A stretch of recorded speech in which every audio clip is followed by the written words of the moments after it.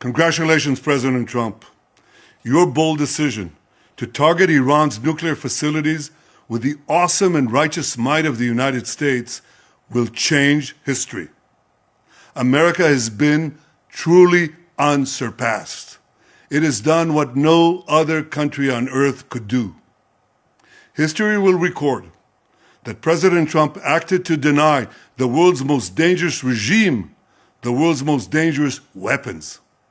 His leadership today has created a pivot of history that can help lead the Middle East and beyond to a future of prosperity and peace. आज हम एक अहम मसले पर बात कर रहे हैं, ईरान के परमाणु ठिकानों पर जो हाल में अमेरिकी हवाई हमले हुए हैं। हमारे पास इसका एक विश्लेषण है जिसका शीर्षक है ईरान परमाणु हमले के भू राजनीतिक परिणाम। तो आज हम समझने की कोशिश करेंगे कि ये कार्रवाई क्यों हुई, इसका कानूनी आधार क्या है और दुनिया पर इसके क्या असर हो सकते हैं।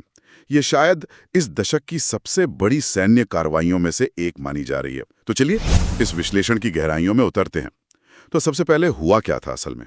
हाँ, तो विश्लेषण के मुताबिक अमेरिका ने ईरान के कई खास परमाणु ठिकानों को निशाना बनाया, जी, जैसे नतांज और फोर्दो। ये उनके मुख्य स्थल है और ये हमले काफी सटीक थे, ऐसा बताया गया है। और अमेरिका का कहना क्या है? मतलब वजह क्या बताई उन्होंने? देखिए, अमेरिकी दावा तो यही है कि ये ईरान को परमाणु हथियार बनाने से रोकने के लिए किया गया है और इसमें अहम इजरायली लॉबी का दबाव, अमेरिका के अंदर की राजनीति और खाड़ी देशों का आग्रह भी वजहों में गिनाया जा रहा है। उन्होंने इसे एक रक्षात्मक कार्रवाई का नाम दिया है। लेकिन रक्षात्मक बिना किसी सीधे हमले के, ये थोड़ा पेचीदा लगता है। बिल्कुल, यहीं पर यह मामला अंतर्राष्ट्रीय कानून के नजरिए से थोड़ा जटिल हो जाता है। संयुक्त राष्ट्र चार्टर का अनुच्छेद 51 आत्मरक्षा की इजाजत तो देता है, लेकिन उसके लिए खतरा बिल्कुल आसन्न होना चाहिए, मतलब हमला होने ही वाला हो। और विश्लेषण यही कहता है कि क्योंकि ईरान की तरफ से कोई फौरी हमला नहीं हुआ था, तो इस कार्रवाई का कानूनी आधार वो थोड़ा कमजोर लगता है।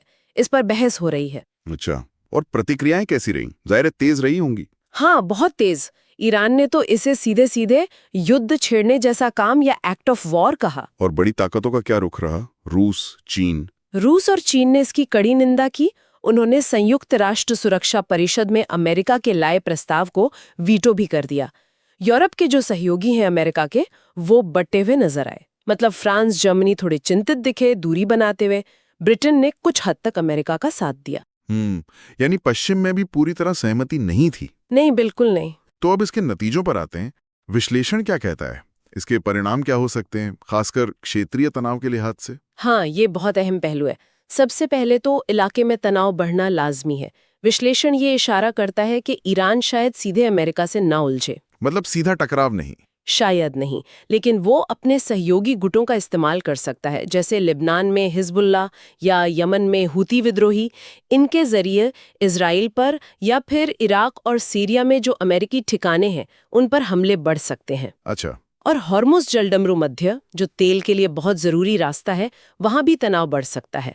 कुछ अपुष्ट खबरें भी हैं तेल टैंकरों के पास ड्रोन हमलों की। और इसका सीधा असर फिर अर्थव्यवस्था पर पड़ेगा, है ना? बिल्कुल, विश्लेषण साफ बताता है कि हमले की खबर आते ही ब्रेंट क्रूड तेल की कीमत $120 प्रति बैरल के पार चली गई। बाप रे। हाँ, दुनिया भर के शेयर बाजारों में डर फैल गया, गिरावट आई, महंगाई बढ़ने का खतरा है। और भारत और चीन जैसे देश जो खाड़ी के तेल पर बहुत निर्भर है, उन पर तो इसका सीधा आर्थिक बोझ पड़ेगा। यानी आर्थिक मोर्चे पर भी चिंताएं हैं। और कूटनीतिक तौर पे वो जो 2015 का परमाणु समझौता था, JCPOA, उसका क्या? वो तो समझिए अब लगभग खत्म ही है। विश्लेषण के अनुसार ये समझौता पहले ही बहुत कमजोर हो चुका था और इस हमले ने तो उसे एक तरह से दफन ही कर दिया। तो इसका मतलब ईरान अब और सख्ती दिखाएगा? बिल्कुल, बल्कि हो सकता है कि इस हमले के बाद ईरान के अंदर जो कट्टरपंथी आवाजें हैं वो और मजबूत हों। उनकी ये दलील होगी कि देखिए, बातचीत से कुछ नहीं होता, परमाणु क्षमता ही असली सुरक्षा है।